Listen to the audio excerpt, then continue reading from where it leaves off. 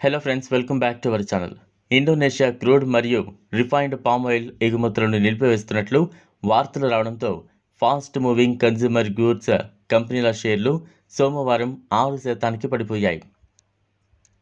Hindustan Unilever మరియు ITC వంటి వినియోగ వస్తువుల కంపెనీలకు అధిక ధరలు మార్జిన్ ఒత్తిడిని పెంచాయి. ప్రపంచంలోని అతిపెద్ద పామ్ ఆయిల్ ఉత్పత్తిదారు మరియు ఎగుమతిదారు నిషేధం గురువారం నుంచి అమల్లోకి వచ్చింది. ఇది ప్రపంచ ఆహార ద్రవ్యోల్బణాన్ని మరింత పెంచగలదు.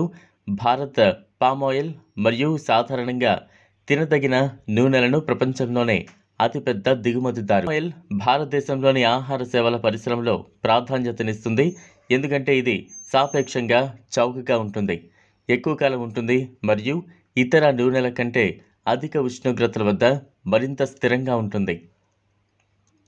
బల్క్ కుకింగ్ ఆయిల్ దేశీయ ధరలు దాదాపు 30% తగ్గిన తర్వాత ఎగుమతి నిషేధాన్ని ఉపసంహరించుకుంటామని ఇండోనేషియా తెలిపింది.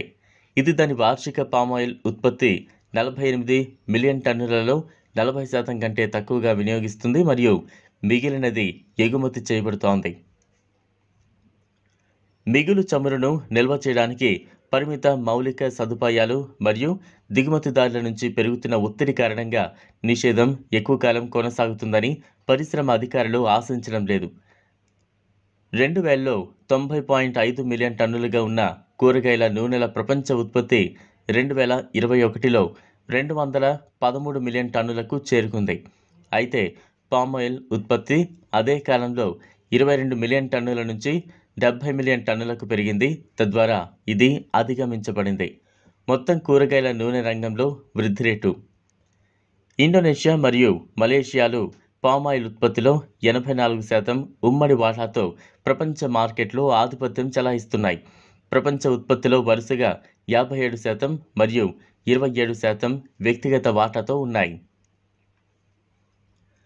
వినియోగదారుల పక్షంలో ఇండోనేషియాతో పాటు republic of China, European union మరియు భారతదేశం పామ్ ఆయిల్ యొక్క అతిపెద్ద వినియోగదారులు.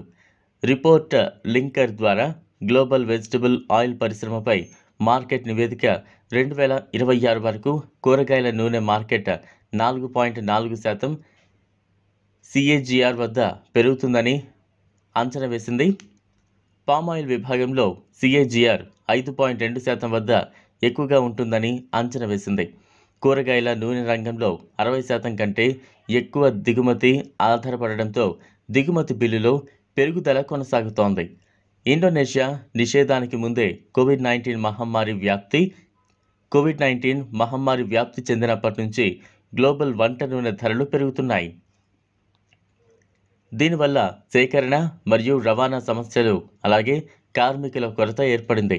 జీవ ఇంధనంలో కూరగాయల నూనె వినియోగాన్ని పెంచడానికి దేశాలు కొత్త ఆదేశాలు కూడా ఖర్చును పెంచుతున్నాయి. ప్రధాన తినదగిన చమురు ఉత్పత్తి దేశాలలో వాతావరణం కూడా పాడైపోయింది. డిమాండ్ సరఫరా అసమతుల్యతను జోడించింది.